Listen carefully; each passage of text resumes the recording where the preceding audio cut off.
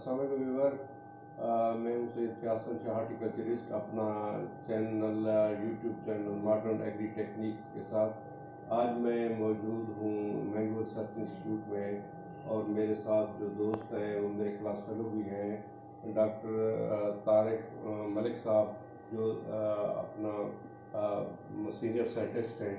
ख़ास तौर पे ये डिजीज़ जितनी मैंगो की हैं माशाल्लाह मलिक साहब का बहुत उस पर काम है, बहुत ज़्यादा। तो हम चाहते हैं कि इनसे, इनके नॉलेज से हम कुछ फ़ायदा उठाएं। तो मलिक साहब प्लीज़ आप बताएं, आज 8 फरवरी हो गई है, तो जो हमारा मैंगो का फार्मर है उसको क्या करना चाहिए फरवरी में माल फार्मेशन के हवाले से, दूसरी जो डिजीज़ है एंथ्रेक्नोज वगैरह वगैरह जो भी हैं आप बेहतर जानते हैं। जी शाह साहब, बहुत बहुत शुक्रिया। आपने मुझे इस काबिल समझा कि इस यूट्यूब चैनल पे मैं आपसे कुछ नॉलेज शेयर कर सकूं।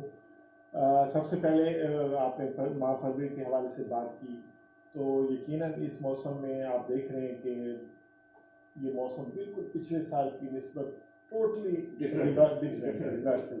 यानी इस मौसम में पिछले साल हमने देखा था 2020 में कि बहुत सर्दी थी, लेकिन इस साल कदरे टेम्परेचर बहुत ज़्यादा जा रहा है, और इसमें जो हमें थ्रेट्स आएंगे या खुश्क साली भी है जी, खुश्क साली भी वो ठीक है, आम के पौधे के लिए बहुत फेवरेबल रही है इस दफा। सही है। तो इसी हवाले से हम बात करेंगे। तो सबसे पहले जो इस मौसम में थ्रेट्स आ सकते हैं, सबसे पहले शाह साहब वो ये है कि फ्लावर एमरजेंस कई बागात में नहीं हो पा रही, ये स्लो है अभी तक, ठीक है।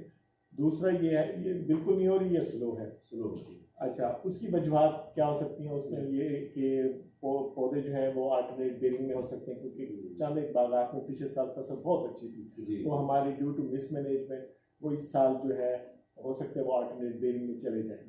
दूसरा जो हमारे पास इसका स्लो एमरजेंस की वजह हो सकती है वो है न्यूट्रिशन स्ट्रेस, कि पौधे को मुनासिब खाद भी नहीं दी गई, तो इस वजह से न्यूट्रिशन स्ट्रेस की वजह से फूल नहीं निकाल रहे।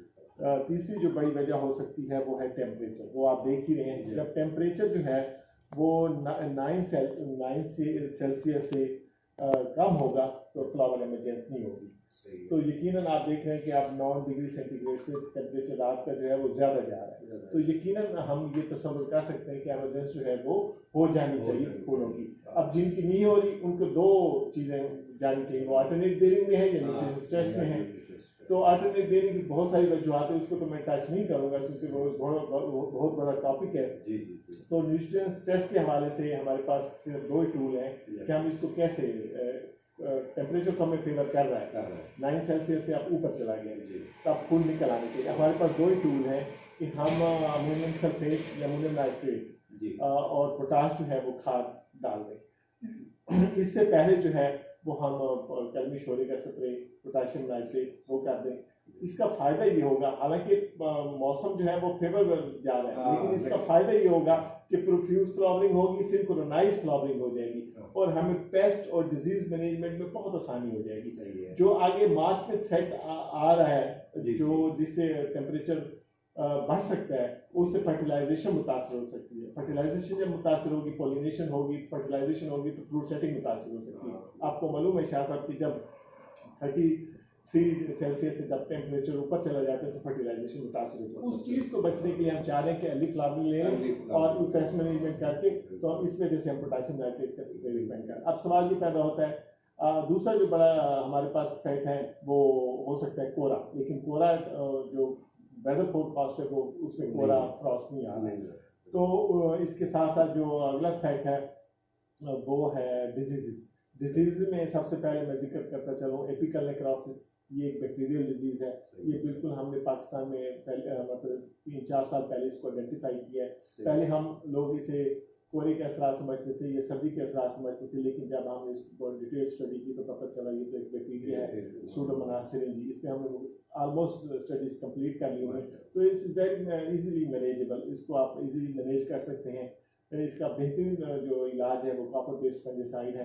कॉपर बेस्ड फंगिसाइड को आपको मालूम है कि डिजीज़ के हवाले से जब भी हम कोई अप्रोच करते हैं वो प्रोएक्टिव अप्रोच होती है, बीमारी आने से पहले। तो बीमारी आने से पहले हमें कॉपर बेस्ड फंगिसाइड स्प्रे करना है।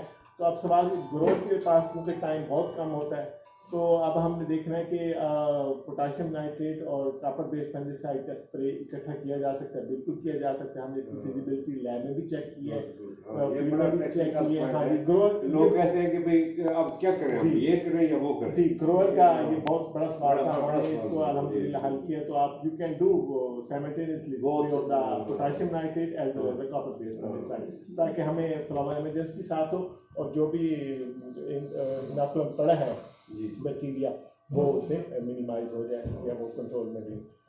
दूसरी बड़ी डिजीज जो है वो ब्लॉसम ब्लाइट है। ब्लॉसम ब्लाइट नो डाउट के जो है वो उसको हाई ह्यूमिड कंडीशन चाहिए और कूल टेम्परेचर चाहिए, लेकिन जितना टेम्परेचर चल रहा है उसके भी इम्कान काफ़ी है, लेकिन कॉपर बेस्ड फंगिसाइड उसको भी कवर कर लेगा, उसको भी कवर कर लेगा। अब जो मेजर थ्रेट बनेगा हमारे लिए इस सीजन में keeping in the prevailing weather condition वो है पाउडरी मिल्ड्यू। पाउडरी मिल्ड्यू जो है क्योंकि वो इट्स वेरी क्रेजी फंगस, वो जो है उसको उसकी स्पोर जर्मिनेशन के लिए कदरे कम ह्यूमिड कंडीशन चाहिए होती है, लेकिन उसकी ड्राइनेस चाहिए होती है, तो ये पाउडरी मिल्ड्यू को बहुत फेवर कर जाएगा। तो लेकिन ये उस वक्त होगा जब फूल खिल जाएंगे, जब फूल एंथीसिस स्टेज पे आते हैं फ्लावर्स, तो उस पे वो पाउडरी मिल्ड्यू का अटैक होता है। तो उसमें हम ये रिकमेंड करते हैं कि मिल्ड्यूसाइड मार्केट में अवेलेबल है, और भी ग्रोअर बहुत अच्छी तरह जानते हैं कि मिल्ड्यूसाइड जो है वो इफेक्टिव कौन कौन से हैं, वो पाउडरी मिल्ड्यू के खिलाफ स्प्रे कर सकते हैं। अब इसमें सवाल ये होता है कि इसमें इंसेक्टिसाइड क्योंकि हॉपर का अटैक भी हो सकता है, तो हॉपर का और इंसेक्टिसाइड और मिल्ड्यूसाइड का स्प्रे इकट्ठा भी किया जा सकता है, लेकिन ये ख्याल रखना चाहिए कि जब पीक पॉलिनेशन हो रही है, फर्टिलाइजेशन हो रही है, उस वक्त इंसेक्टिसाइड गुरेज करना चाहिए। अब आपने सवाल किया था माल फॉर्मेशन के हवाले से। माल फॉर्मेशन में ये पहले एक बड़ी मिस्टीरियस डिजीज थी कि किससे ये फैलती है, तो अब ये इस पे तमाम साइंटिस्ट दुनिया के मुत्तफिक हैं कि it is caused by the fungus फिजियन मैंगिफेरा। हमने भी इस पे ट्रायल की, इसकी आइसोलेशन की, इसकी पैथोजेनेसिटी टेस्ट कर लिया अल्हम्दुलिल्लाह। तो अब ये ना इस पे कोई पहले था कि कोई पता नहीं जी, इस पे अभी नहीं है कि it is only caused by फिजियन मैंगिफेरा। ये फंगस है, एयरबॉर्न है। तो इसकी इन्फेक्शन मैं आपको बताऊं कि ये जो अगस्त सितंबर की हमारी आखिरी फ्लश होती है उस पे होती है जाके एपिकल बर्ड्स पे, वो फिर फंगस आहिस्ता आहिस्ता उसका जो इंक्यूबेशन पीरियड होता है वो तकरीबन 40 से 200 डेज होता है। तो उससे बाद जाके वो हाइपरप्लाजिया का वो अपना कंप्लीट करती है। तो उससे जो है इस मौसम में जाके यानी फ्लावरिंग सीजन में वो बटूर जो है वो जाहिर हो जाता है। अच्छा, तो अब कुछ लोग हमारे ग्रोअर्स ये समझते हैं कि इस मौसम में, हालांकि हम जिस तरह मैंने आपको बताया कि नाइट्रोजन खाद डालनी चाहिए, तो यकीन है उसके साथ इरिगेशन भी करनी चाहिए। तो ग्रोअर हमारा जो है खाद सिर्फ इस वजह से नहीं डालता कि पानी लगाना पड़ेगा, और पानी इस वजह से नहीं लगाता कि बटूर बन जाएगा, हालांकि ये बात नहीं है। बात ये है कि इसकी इन्फेक्शन ऑलरेडी अगस्त सितंबर में हो चुकी होती है। अब उस पानी लगाने से वो फंगस जाहिर जरूर, यानी वो बीमारी जाहिर हो जाती है। तो मैं काइंडली ग्रोअर्स को ये बताता चलूँ, फिर क्लियर कर दूँ कि ये पानी लगाने से इस मौसम में ये बीमारी नहीं फैलती, बल्कि जाहिर जरूर हो जाती है। ये बीमारी ऑलरेडी होती है उस बर्ड्स में जो अब निकल रही हैं, उसमें ये होती है। तो इस पानी लगाने से आपको काफ़ी ज़्यादा फ़ायदा हो सकता है। बिल्कुल हेल्दी फ्लावर्स निकलेंगे, एक जैसे निकलेंगे, और हेल्दी फ्रूट सेटिंग होगी। जी, ये अब तक की मतलब है। वैसे तो बहुत सी डिजीज़ हैं, लेकिन मैंने फोकस किया है फ्लावर डिजीज़ के हवाले से, जो तकरीबन आम पे 20 से 100% तक जो है वो झील रिडक्शन कर सकती है। जी, तो ये बहुत इंपॉर्टेंट है हमारे लिए फ्लावर जो है ना, खास तौर पे हर फार्मर जी। तो अभी सरेदाश जो है ना बटूर की यही रिकमेंडेशन है कि जब वो जाहिर हो जाए, बिल्कुल जाहिर हो जाए, तो उसे कम से कम 18 इंच 1.5 फुट तकरीबन नीचे से है वो काट देना चाहिए। जैसे कि इन्फेक्शन हुई थी अगस्त सितंबर में, तो वो फंगस नीचे की तरफ चलती है, तो इस वजह से हम रिकमेंड करते हैं कि उसे ना नीचे से काट। और अब ये एक अहम बात, यानी अब पोटाशियम नाइट्रेट और अमोनियम सल्फेट का पोटाशियम नाइट्रेट और कॉपर बेस्ड फंगिसाइड करना चाहिए, और नीचे जो है अमोनियम सल्फेट या अमोनियम नाइट्रेट जो है वो खाद देनी चाहिए फुल बेयरिंग प्लांट के लिए 2 kg पर प्लांट, ताकि वो जो जैसे डिले नजर आ रहा है, हो सकता है कि वो अल्टरनेट में हो। हाँ जी, हाँ जी। और यानी वो ग्रोअर परेशान ना हो, जो उसको मैनेजमेंट करनी है अगेंस्ट पेस्ट एंड डिजीज वो कर ले कर ले। और आगे क्योंकि जिस तरह ये टेम्परेचर राइज हो रहा है तो हो सकता है आगे टेम्परेचर बढ़ जाए तो फिर फ्रूट सेटिंग का मसला हो जाएगा, फिर वो पॉलिनेशन का हमारा वो ज़्यादा हो जाएगा, डिस्टर्ब होगी। टेम्परेचर हाई तो हम होगा। चाहते हैं कि इस शॉर्ट स्पैन में हम सारे काम यानी हम complete अर्ली फ्लावरिंग ले लें तो हमारी हाई यील्ड आ सकती हाँ है, जी, बिल्कुल। फ्रूट सेटिंग ज़्यादा हो जाएगी जी। इसमें। थैंक यू मलिक साहब, बहुत मेहरबानी। व्यूअर देखा आपने, आप थोड़ा सा इस चैनल को सब्सक्राइब करते रहें ताकि हम जदीद से जदीद जो हमारी रिसर्च है उससे हम आपको आगाही दें। थैंक यू, अल्लाह हाफ़िज़।